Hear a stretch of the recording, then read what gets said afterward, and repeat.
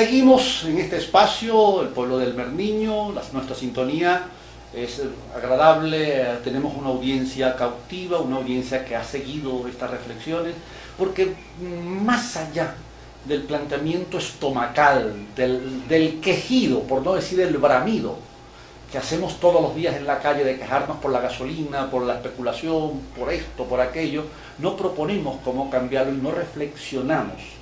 Nos dedicamos más a la banalización y la especulación de la realidad que a construir en conjunto, en equipo, una propuesta de cambio. Y eso fue lo que se hizo el 23 de enero para conectar con el tema que vengo señalando. El 23 de enero fue el resultado final de una vanguardia política radical, la gente de izquierda radical, la gente progresista de aquella acción democrática, ¿verdad? Muy pocos del sector social cristiano, muy pocos de los empresarios poderosos, pero bastante importante el aporte de los pequeños y medianos empresarios que por allá clandestinamente financiaban a los grupos protestantes y por supuesto a los grupos rebeldes.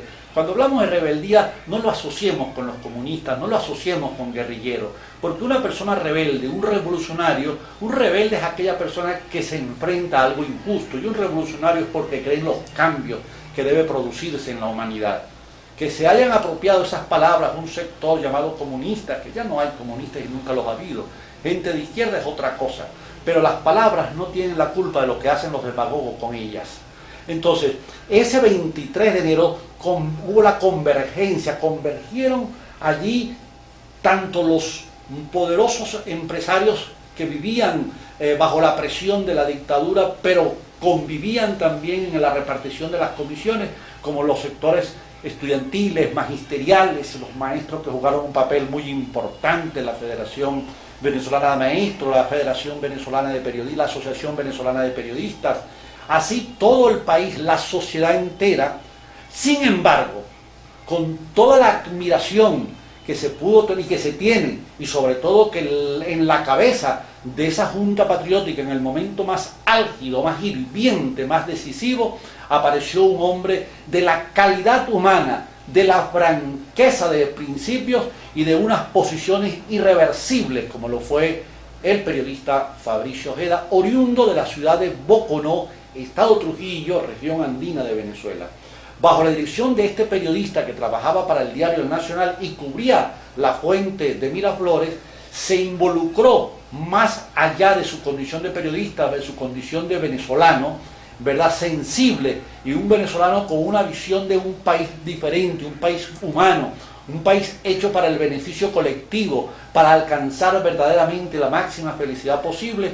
Se logró dar el salto y el 23 de enero se va con unas maletas, por cierto, algunas de ellas que dejó abandonadas, pero las otras llenas y podridas de dólares, se las llevó el dictador Marcos Pérez Jiménez. Y junto a él ya habían salido dos figuras macabras de esa dictadura, como lo fue Pedro Estrada, quien dirigía la Seguridad Nacional, los servicios secretos policiales brutales, criminales, de tortura, que las pueden leer en varios libros que se han escrito sobre esto, y Vallenilla Lana, el ministro del Interior. Dos figuras emblemáticas de la crueldad que tuvo esta dictadura.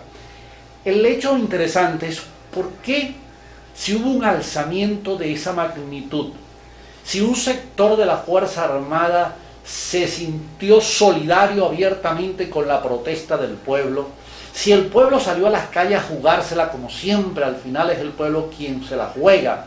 Muchas veces los políticos se esconden, pero muchas veces en la historia mundial, en la historia de América Latina y en la historia de Venezuela, hemos visto políticos que en la paz son unos gallos de pelea, pero cuando hay que ir al combate tienen rabo de paja, se esconden en la sombra. Hoy y periodistas también, por cierto, que hablan mucho por la radio, hablan mucho por la televisión, cuestionan el gobierno, pero cuando hay que batir el chocolate, cuando hay que enfrentar, cuando hay que hacer la denuncia con nombre y apellido, reculan, es decir, se callan, guardan silencio y el silencio lo hace cómplice. Pero no quiero hablar de los periodistas, quiero hablar del 23 de enero.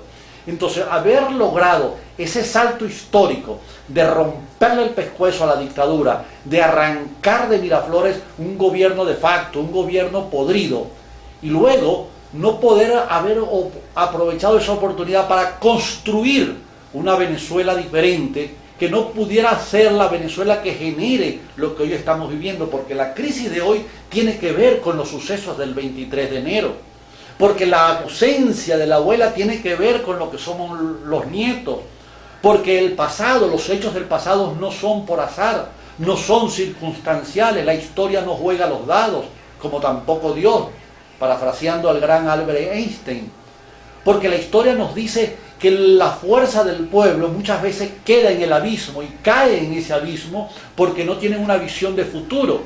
Y nosotros en ese 23 de enero, aquellos venezolanos que dieron la vida, aquellos venezolanos que se entregaron en cuerpo y alma, que desafiaron a una dictadura todopoderosa, demuestran que sí se puede cambiar un país. Cuando hoy oímos por allí con conversaciones informales que el gobierno actual tiene control del tribunal, de aquello, de esto, que tiene control de todo, que nadie lo puede derrumbar, falso. Ningún gobierno permanece 100 años en el poder, porque no hay cuerpo que lo resista. Ningún gobierno es intocable, ningún gobierno permanece en el mismo sitio durante mucho tiempo. Bien, porque mueren por razones biológicas sus dictadores y porque el pueblo también se cansa. No hay una dictadura en el mundo que haya pasado de un siglo a otro gobernando. Caen. El 23 de enero puso en blanco y negro frente a los ojos de la historia que las dictaduras tenían las patas cortas. Verbigracia que en el resto de América Latina los gobiernos que existían estaban al servicio de los Estados Unidos y tenían garantizada una permanencia casi eterna en el poder. Sin embargo, no fue así.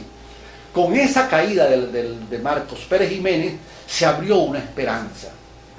Pero con la caída del dictador se dio entonces un trastoque. La candidatura de Wolfgang Larrazábal, el vicealmirante, que pretendió recoger el espíritu rebelde, el espíritu de cambio que el pueblo quería, porque nuestro pueblo tiene una inocencia extraordinaria y un coraje fuera de todo cálculo.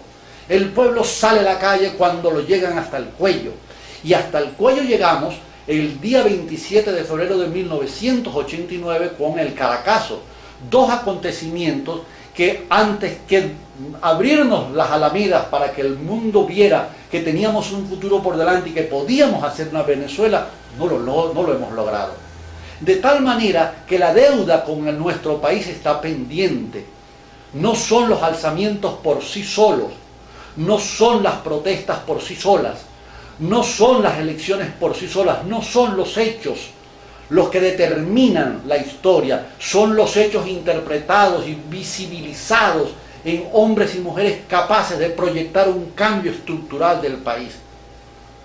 Llamar al pueblo a protestar y no liderar con ellos un cambio estratégico es sacrificar al Cordero. Y eso fue lo que sucedió el 23 de enero. El pueblo puso al descubierto que tiene músculo para enfrentarse a un tanque de guerra. Tiene músculo para derribar un helicóptero, que el pueblo organizado, el pueblo fuerte, el pueblo consciente no tiene miedo, no le tiene miedo al dictador, al corrupto, al negligente, al burócrata, al demagogo. El pueblo sabe lo que quiere cuando toma decisiones. Lo que sucede es que después que pasa la fiesta, nos olvidamos de lo demás, y no es así. Tenemos que aprender que el 23 de enero fue una traición de un grupo dirigencial de empresarios y políticos que capturaron el momento de efervescencia del pueblo, de la inocencia del pueblo venezolano, y lograron meter en el poder a nada más y nada menos que uno de los personajes más siniestros de la historia política venezolana contemporánea, como lo fue Rómulo Betancourt, y dos partidos que se distribuyeron el poder durante 40 años, como fueron Acción Democrática y COPEI. Así que pongamos el 23 de enero como una lección a medias. La otra mitad no la hemos terminado, como no hemos terminado la historia del 27 de febrero, cuando más de 5.000 personas murieron ese día. Son hechos que nos conmueven y que nos dicen que sí es posible cambiar un país. Vamos con los compromisos de este canal y seguimos en este espacio, El Pueblo de Elmer Niño. Ya regreso.